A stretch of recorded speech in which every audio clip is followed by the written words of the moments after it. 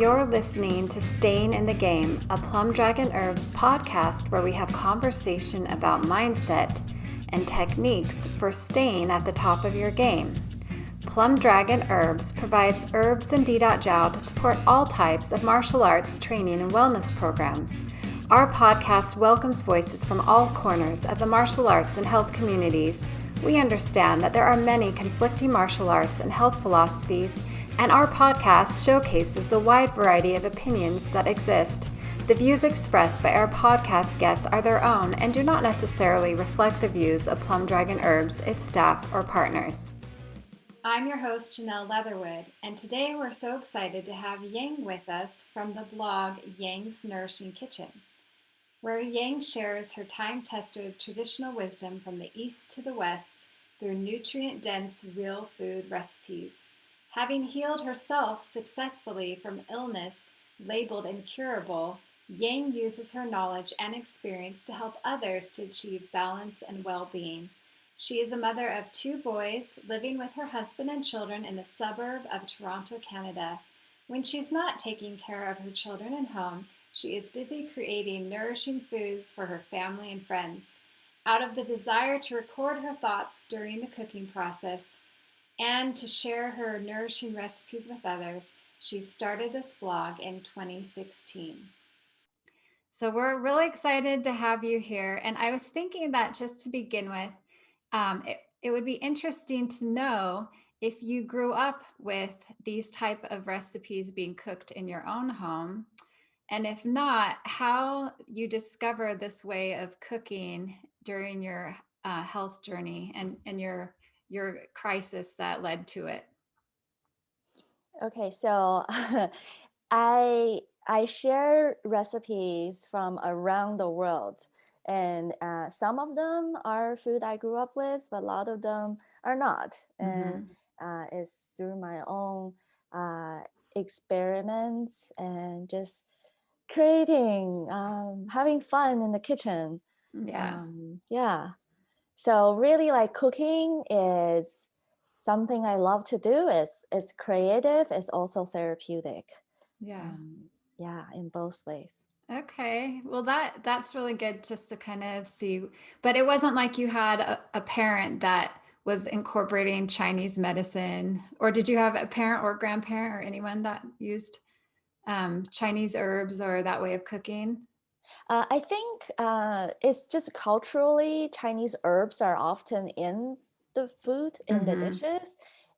These are like very like common, like cultural thing to do. So I guess like growing up there, it just felt like this is norm to everyone. Yeah. Okay. Not like anyone in my family particularly into herbal remedies, but it's like more of a cultural thing that is widely accepted. Okay. Yeah. But they weren't using it for healing necessarily. So I think as part of Chinese culture, like food and medicine, they are really incorporated together, and they come from the same origin. Right. And I'm just talking about like this is like as part of the history of how these ingredients being discovered and being the knowledge being passed down generation to generation.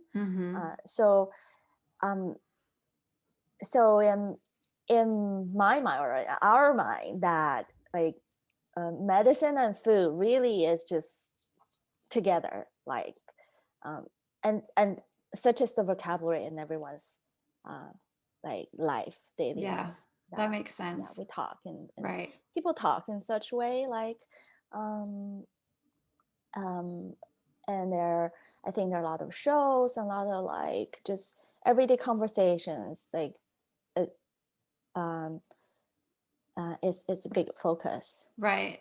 Like in West or in Eastern philosophy, it's more like you look at the whole body and you're not just, treating a particular condition or disease. You're always looking at ways to like improve your overall health and wellness. Yes, And how yes. everything is connected, the mind and the body and Yeah. everything that we take in. Yeah, I think very much so. And I think this is a type of understanding that's very common among people. So, if we talk about, oh, this is like, this food is too cold for your body, right? Like, it's not some kind of, crazy talk. It's like everyone would understand that. So it's really hard to say like, so and so really use medicine as food as medicine, or put medicine into food. It's like everyone does it. Okay. Yeah. Well, Yeah. that's good for our listeners. We're going to have some listeners who are like, well, yeah, absolutely. That's how we grew up as well. And then we'll have others, more who grew up in more of a I Western see. culture. So that's a good explanation for everyone. I appreciate that.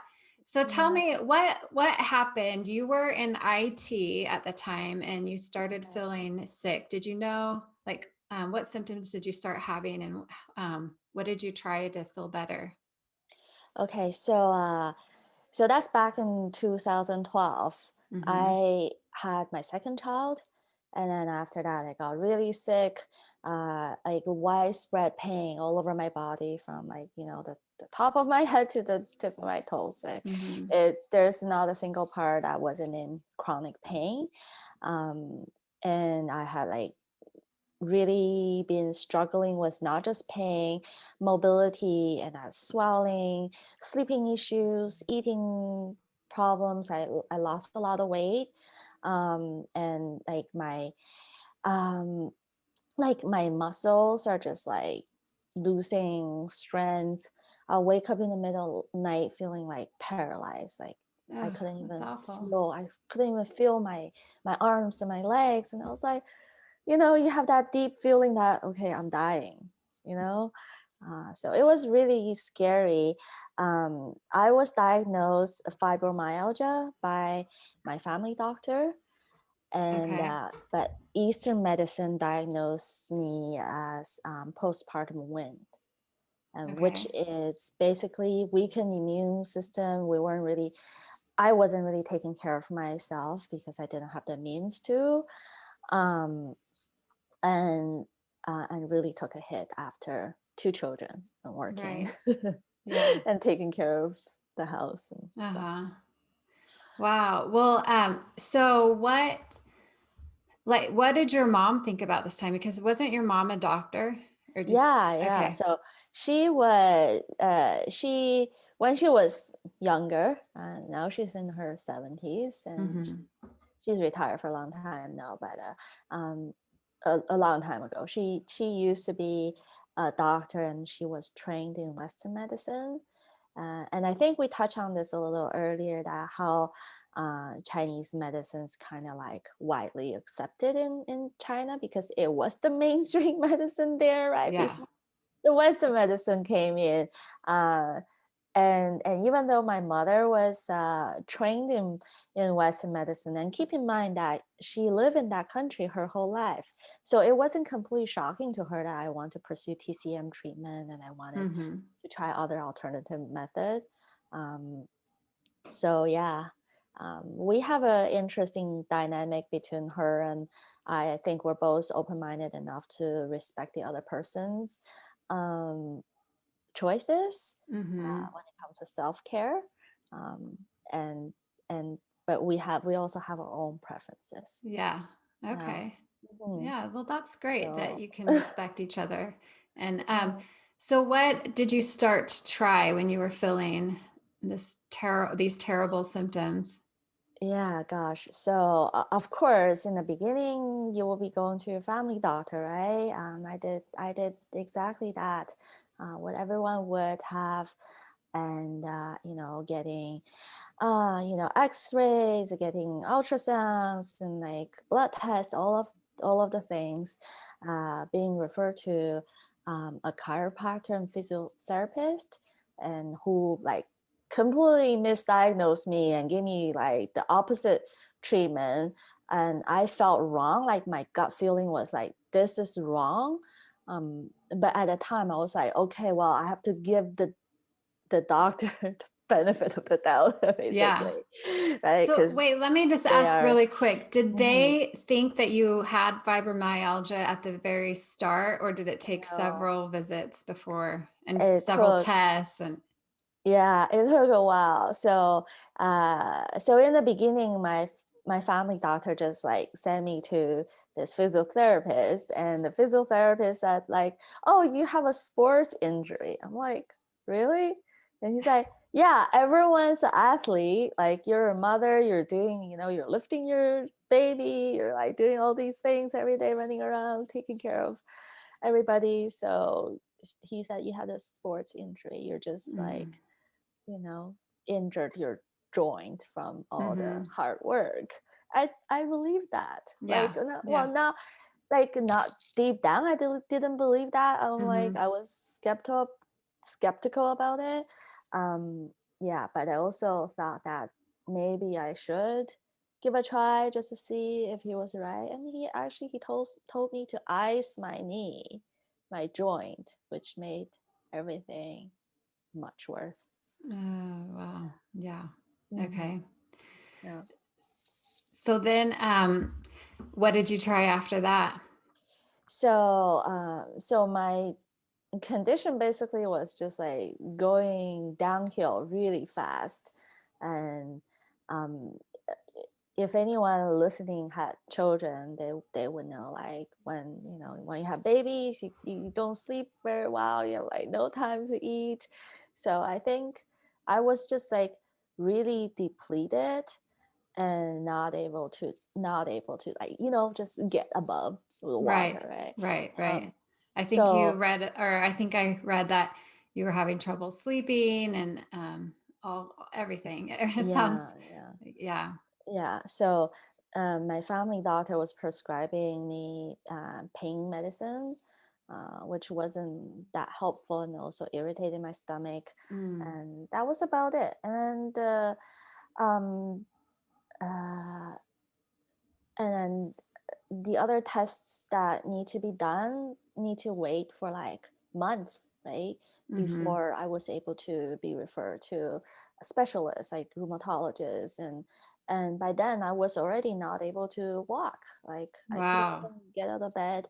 Mhm. And so I was like, I cannot keep waiting. um, when my doctor told me she didn't know what was going on. Mhm. Yeah, Oh it's man. like I thought I need to do something really quick to turn the thing around, otherwise I'm dying. Yeah. So that's when I started looking for a traditional Chinese medicine doctor. So, and the thing is, before that point, I had always been very open-minded to alternative medicine. I had access to like naturopath um, and I have tried other alternative methods before, just for Yeah. my own healthcare and stuff. But when my illness was really critical, I knew that um, all of those methods wouldn't be powerful enough.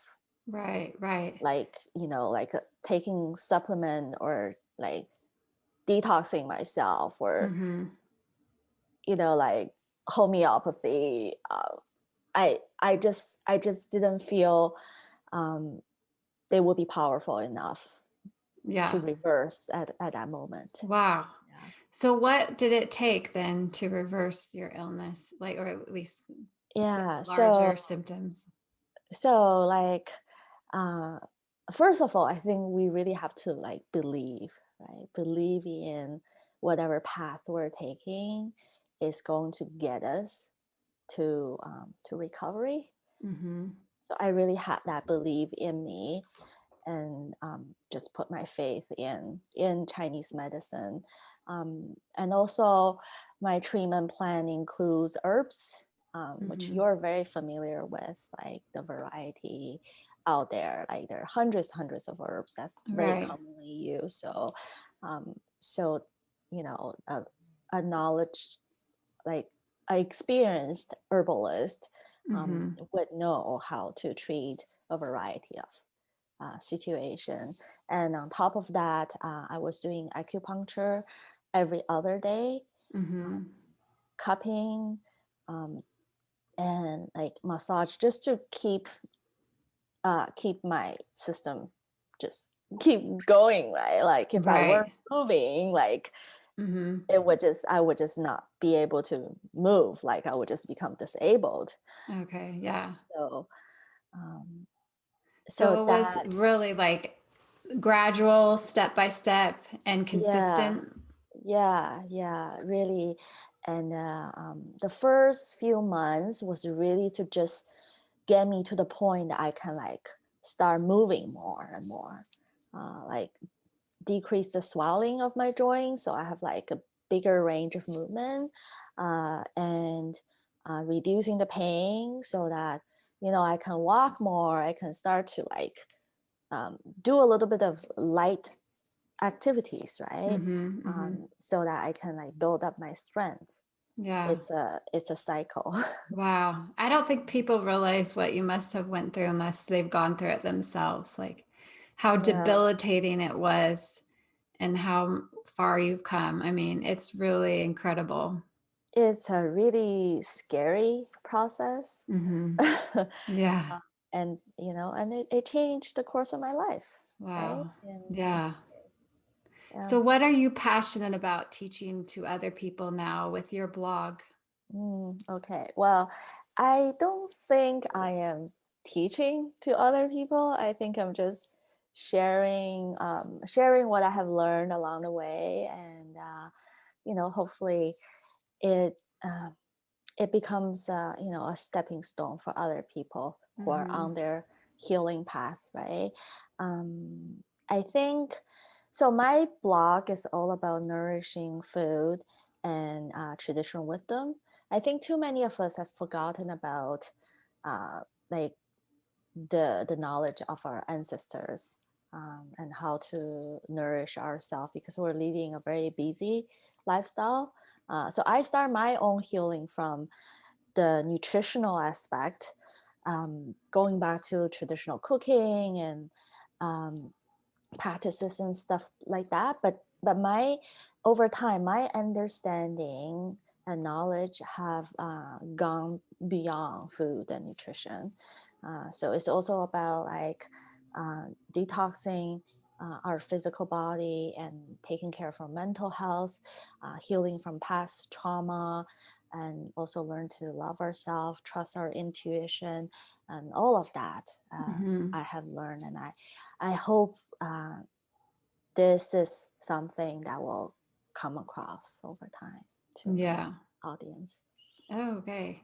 Mm. So, what would be like some of the key things that you do on a daily basis to maintain your health? Like maybe walk me through a day or two in your Okay. life.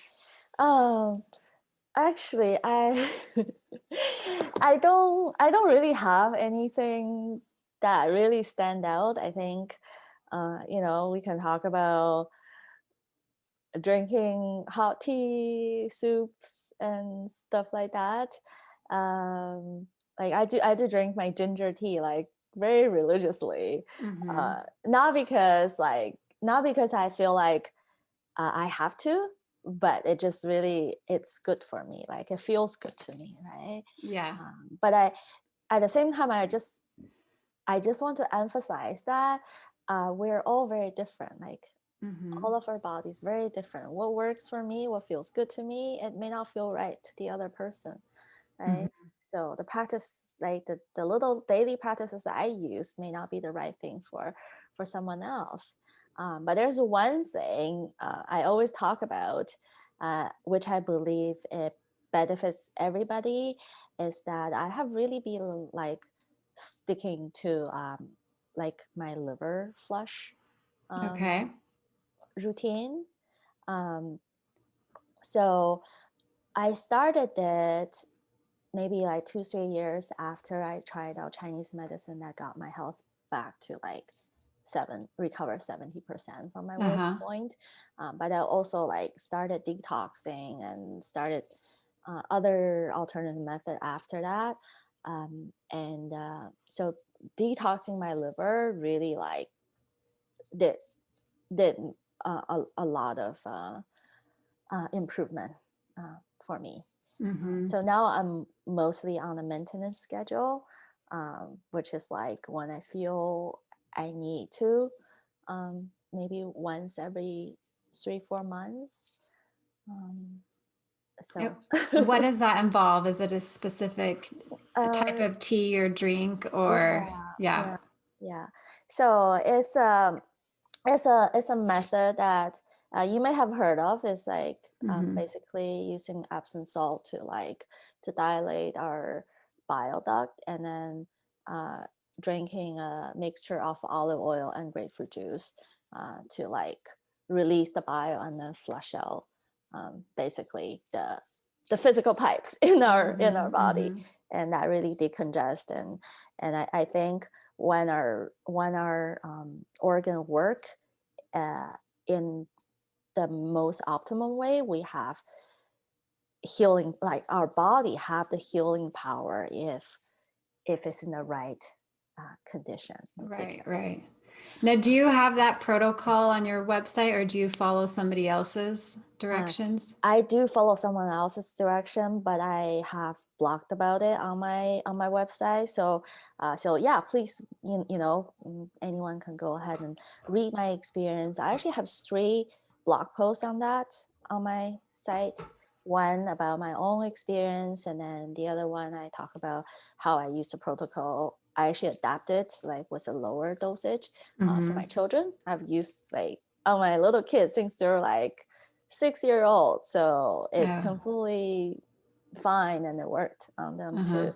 And my husband, he had really even like reversed some of his blood test results, so Wow. it was incredible. Yeah, that's amazing. Mm-hmm. So, getting back to your healing journey, when you started seeing like an acupuncturist and you were doing cupping, and then you incorporated Chinese medicine, well, all of that is incorporating that, but more herbs and stuff in your cooking. Would you say that you felt an immediate improvement, or was it very gradual? How long before you felt maybe back to normal? Wow, I think this is a really great question, because taking care of our health, it's a slow process. Like recovering is a slow process. There's no like immediate result almost, right? Right. Yeah. So I would say overall it took me maybe 5 years to get back to normal. And I stick to a really strict TCM treatment schedule for about 2.5 years, and I did other stuff for another maybe 2.5 years before I felt completely like back to normal, and even Wow. better than before. Yeah. Wow, that's amazing. I bet, do you have people write in and ask you for advice, and what do you tell them? So I I think what I like to tell people is to stay in balance and aligned. And so since I have lost my health and regained it back, which took years and all my effort, right? Yeah. And now looking back at that experience, so I always compare our health to a house supported by pillars.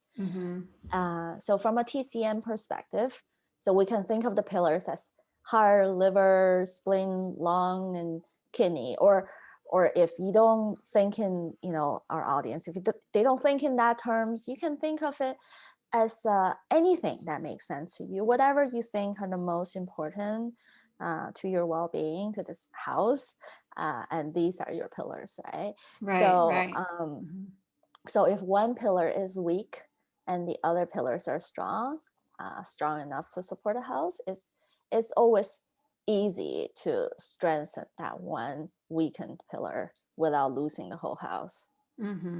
Yeah, but once all the pillars collapse, it's extremely difficult to rebuild it back up when the house has nothing to stand on. And I say this because, my house has collapsed, and I'm like, please, I don't want to see anybody going through that. Right. So it's really, So it's kind of like keeping things in check before they like get out yes, of hand.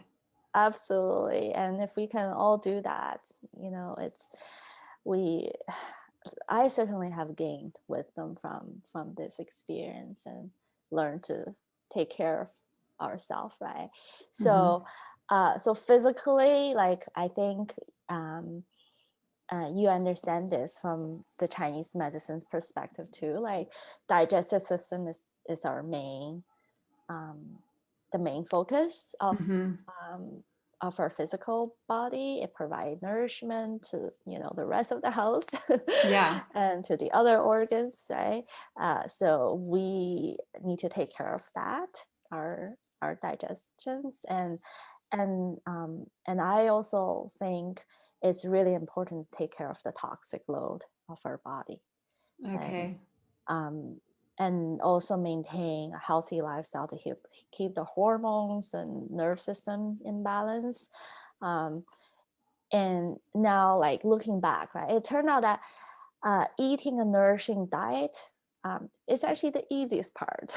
Yeah. Yeah. Detoxing is a little harder because we need to both minimize the toxins that goes into our body and also remove the existing toxin that has been accumulating in the body. And finally, after we take care of our physical health, we need to take care of our mental health and do something that makes you happy every day.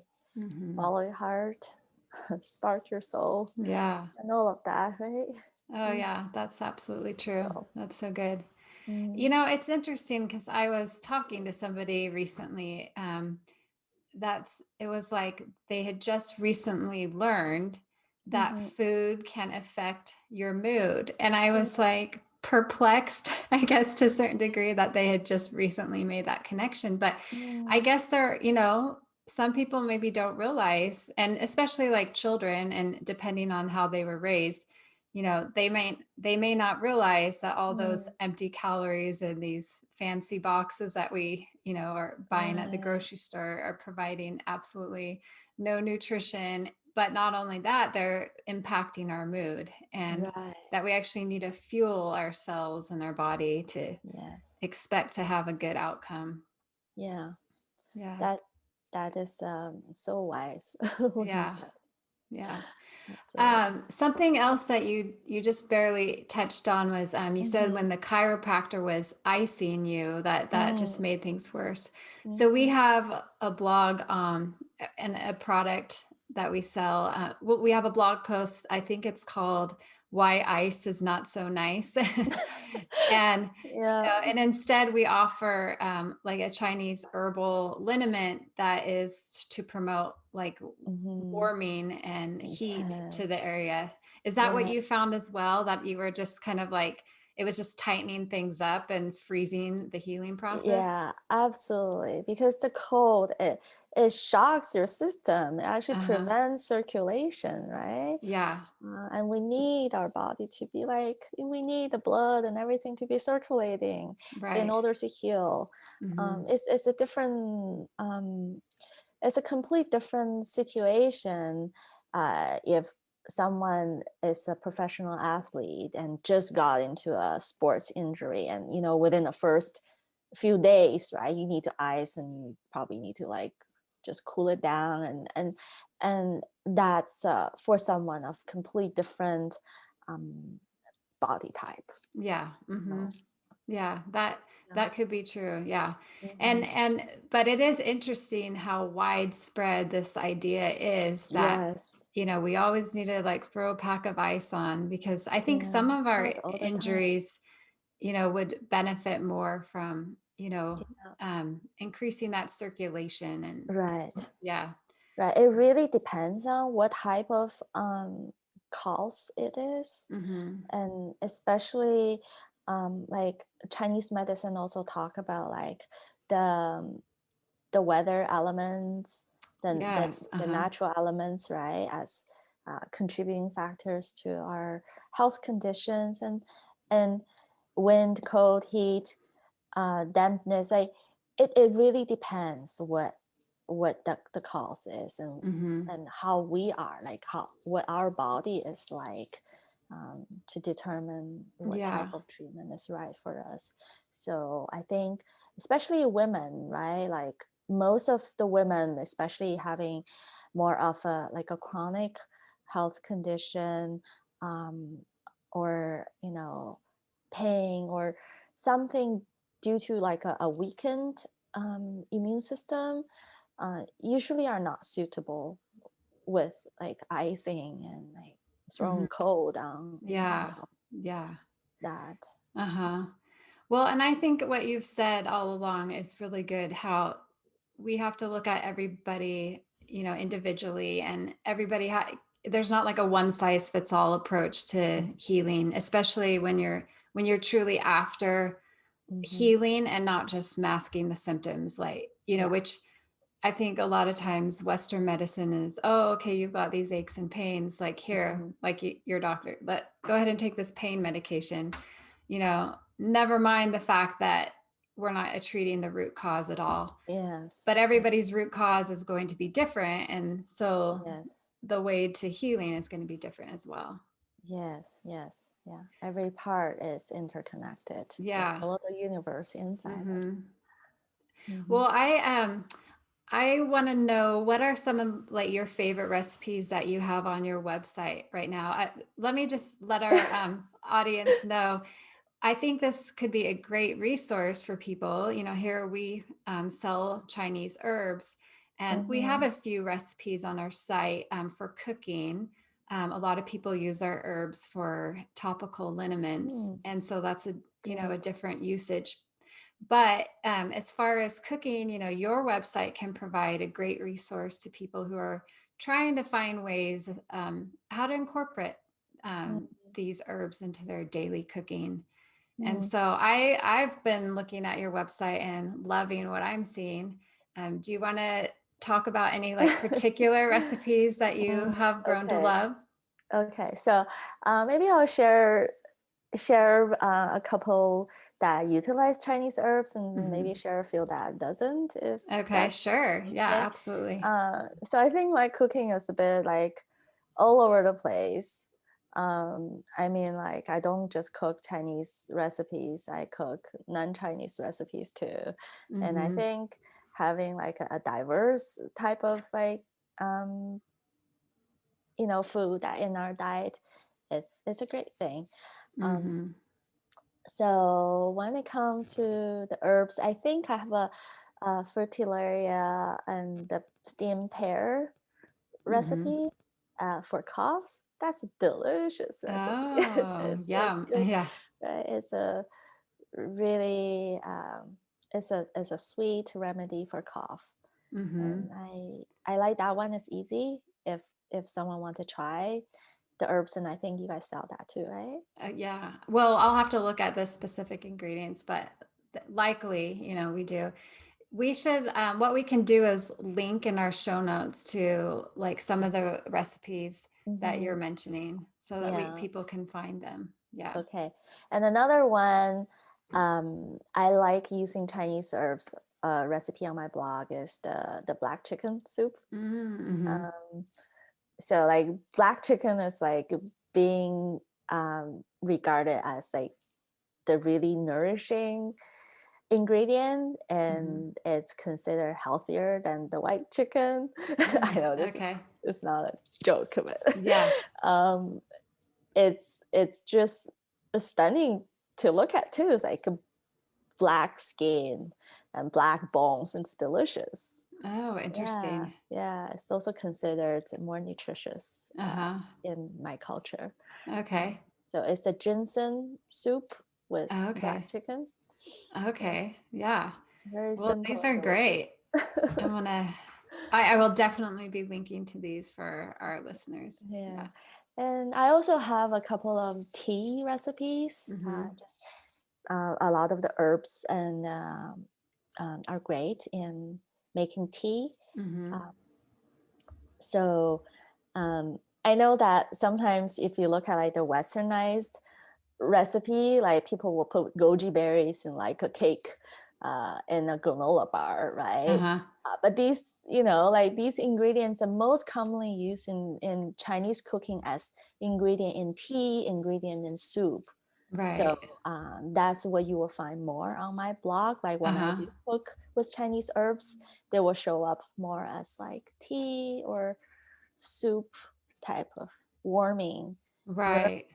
warming, like really cozy recipes. Yeah, that makes sense. Yeah. A lot of times companies are just trying to throw in these like buzzword ingredients just to, get people to like or think they're really healthy. Granola bars with goji Yeah. berries or whatever. Yeah, well, I could make one of those too, maybe Yeah, later on. that's right. Who knows? Yeah. Mhm. And so Uh, now something that I was reading about you, which might be interesting to our listeners, is that you're you have more of a broad philosophy for food. You are incorporating some meat, and you lean toward organic and all the yeah. plant-based eating, and you have done a vegan cookbook, but you yourself aren't like narrowed into a specific category, I No, guess I could no, say. no.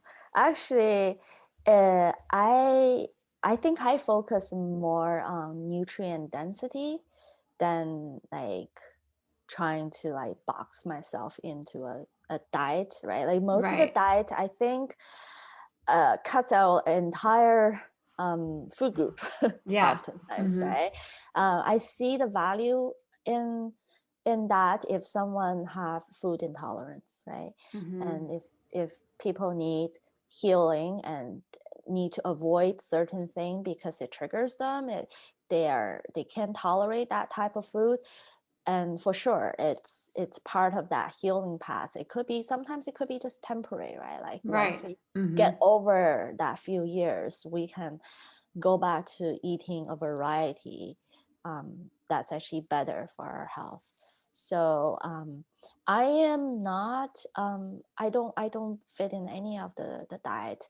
I actually eat a lot of meat, Mm-hmm. and I also like practice nose to tail eating. So which is like I also eat organs and you know bone soup and all of that, just all part of the animals. Yeah. Yeah. But at the same time, eating all of that doesn't mean that you're just completely um, like carnivore, right? Mm-hmm. Like I also eat a lot of vegetables, so it's so maybe my diet naturally it's like more paleo actually. Mm-hmm. But again, I don't avoid rice either. Yeah. I don't avoid rice and a starch. I Yeah. try to eat the more nutritious Mm-hmm. sources rather than Right. like completely white rice and white Mm-hmm. noodles. No, Yeah. I know what you're saying because several years ago, I had to eliminate certain foods until I was able to heal my gut. And then I noticed, like, timidly, I would incorporate those foods back into my diet and I was able to Mm-hmm. handle them well. And so it's interesting, like, yeah, like sometimes you need to eliminate certain foods or Yeah. ingredients because they're triggering you, like you said. Yeah. Um, and Yeah. yeah. But I So, think once when we're in balance, when we're uh-huh. in good health, we can eat a more variety and actually get all the benefit from different sources. Right, right. Yeah, I love that. I love that so That's much. really that. That really speaks to my own food philosophy Okay. as well. Yeah. Good. Yeah. So you also mentioned about the vegan cookbook. Yes. So and because I'm not vegan, like that's not how I eat. But hmm I also, you know, from what we just spoke about, I really do support people if they need to be vegan for whatever reason, if it just suits them, right? hmm Some people they do benefit from like eating less meat or no meat for extended period of time because of they have their own struggles, right? Right, right. So I do hmm want to support people like that, um, and also because that's the the topic my publisher asked me to write Uh-huh. about. So that's why Yeah. it's a vegan topic. I was very thrilled to share a lot of the traditional classic Chinese recipe that I grew up with, like, and the cooking techniques and the cultural food from my heritage. So I was very thrilled that I had the opportunity to share. Yeah. Well, that's fantastic. I mean, when you're already cooking Mm-hmm. heavily plant-based, it seems like it would be such a natural fit to be able to produce a recipe book that would Mm-hmm. be, exclusively plant-based. And Mm-hmm. my daughter is vegan, and so, I've gotten more familiar with cooking all plant-based recipes, but I've always had an interest in learning that. Like I carry, vegan cookbooks in my cupboard as well, just because. So yeah, sometimes I want to cook primarily that, or at least be incorporating that and understand like how to Mm-hmm. cook that way. So Yeah. what are your current projects that you're working on right now? Current projects, well, just keep working on my blog, Yeah. basically. And Keep your writing blog is absolutely reviews. beautiful. People need to Oh, go check it out. It is an incredible resource and wealth of information and recipes. oh, So, you're just so sweet. uh, You're well, just it's so true. sweet. Well, Yeah. just keep on creating, and so aside from writing the blog, I've also been like running fermentation workshops out of my kitchen, my home Oh, kitchen, uh-huh. very infrequently in the last few years. So Yeah.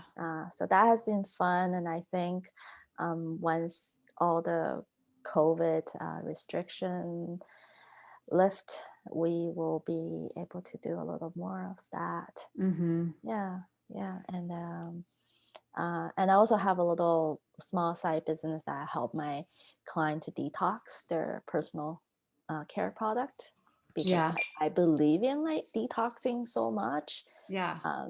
But that's after we have to like make sure we strengthen our health to the point that we can like, you know, take those, Right. like follow Right. those detox process. Yeah. Mm-hmm. Well, that's so helpful for everyone to know. And I just wanted to ask you if there was anything else that you didn't get a chance to share before we wrap up. Um, I think I really think we have covered a lot.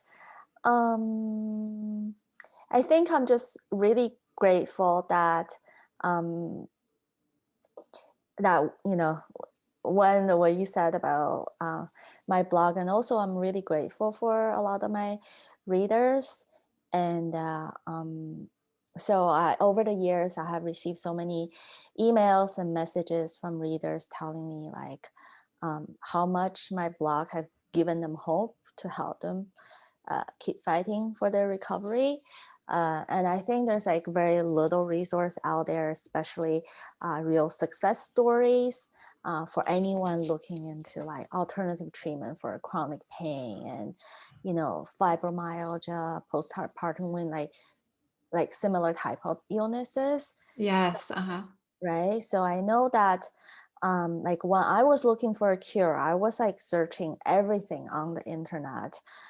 So even though I can give people medical advice, I think sharing my personal story, um, can help other people to make choices Mhm. in their life on their own Yeah. healing path.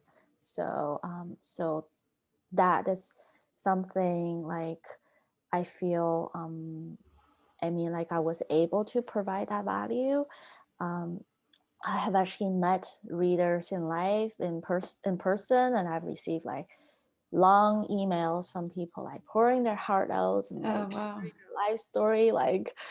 Um, like it's really Hmm. touching to know that, um, you know, uh, Yeah.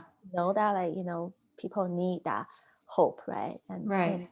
in the darkest um, time of Yeah. their life, hope is a really powerful thing. Oh, that's so true. Yeah. I know. Like, um, my mom has, well, she's in remission, but she had a chronic illness as well. And it took a couple of years, like, to diagnose what she had. And it just, Mhm. there was like the emotional toll on her is something she'll never forget, and all the worry and wondering, what do I have? And then, things like fibromyalgia, sometimes people wonder, is that even a real thing? And you might get very Yes. unkind, unhelpful comments from people. And like, just to have somebody who's been in your shoes and found a way out of, like, the dark place that you're filling in is probably so helpful, so rejuvenating and healing to them. Because like you said, it's an emotional journey as much as a physical one. Yes, absolutely. So I just, hope people who are struggling keep that hope up and keep on fighting. Right? Okay. Yeah. Well, thank you so much. We're really excited that you could join us, and we hope to continue to share what you're doing with our audience. And I'm just excited to get this out there for people. So thanks so much for your time today. Okay, well, thank you very much. It was a pleasure for me to speak with you and the audience of Plum Dragon Herbs.